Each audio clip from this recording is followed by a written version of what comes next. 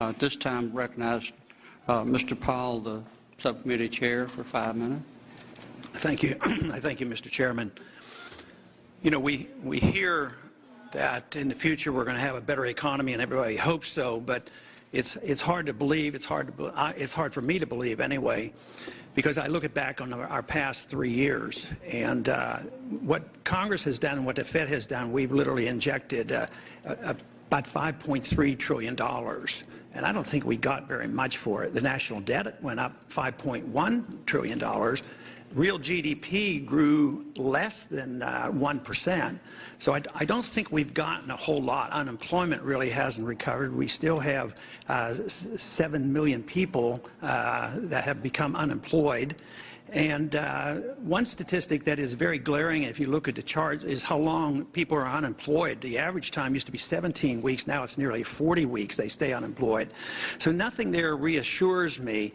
And also, when we talk about prices, we're always reassured there's not all that much inflation, and we're told that they might start calculating inflation differently with a new CPI. Of course, we changed our CPI a few years back.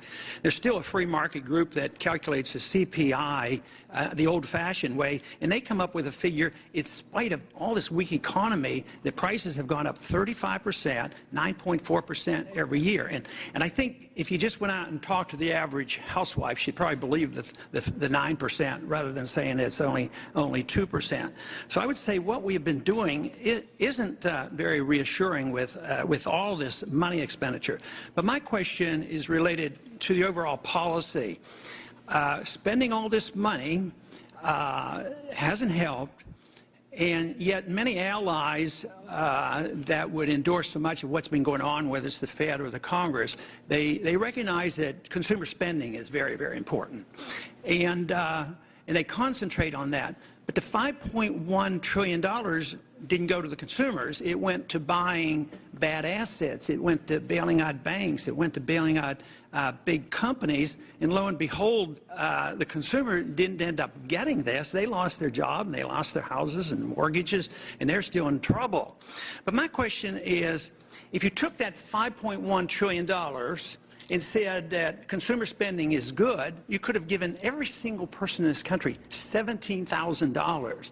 Why is it the program of both the Congress and the Fed to direct the money to the people who had been making a lot of money, instead to the people who, if you argue that the consumer needs to spend the money, I obviously don't advocate this, but I would suggest, you know, maybe it could have worked better. It couldn't have worked any worse. But what is the reason we direct it toward the banks and the big corporations, too big to fail, and we don't pay that much attention to the consumer if it's true, and I don't know if you agree with that or not, that consumer spending is an important issue?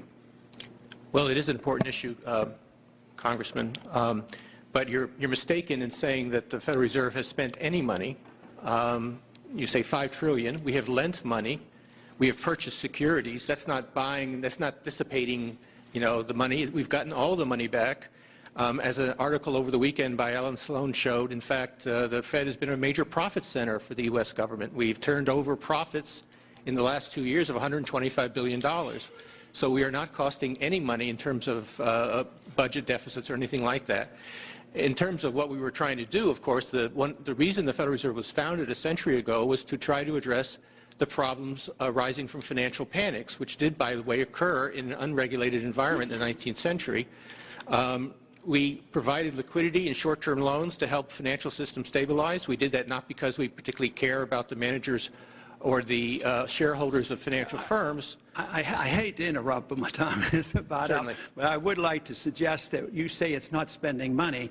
Well, it's money out of thin air. You put it into the market and you hold assets, and the assets aren't, you know, they are diminishing in value when you buy up bad assets. But very quickly, if you could answer another question, because I'm curious about this.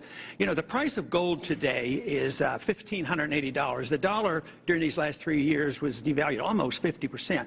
When you wake up in the morning, do you care about the price of gold? Well, I pay attention to the price of gold, but I think it reflects a lot of things. It reflects global uncertainties. I think the reason people hold gold is as a protection against what we call tail risk, really, really bad outcomes. And to the extent that the last few years have made people more worried about the potential of a major crisis, then they have gold as a protection. Do you think gold is money? No. It's not money. Even if it had been money for 6,000 years, somebody reversed that and eliminated that economic law. Well, it's an asset. I mean, it's the same. Would you say Treasury bills are money? I don't think they're money either, but they're a financial asset. Why do central banks hold it? Well, it's a form of reserves. Why don't they hold diamonds? Well, it's tradition, long-term tradition. Some people still think it's money. I yield back. My time is up. Thank you.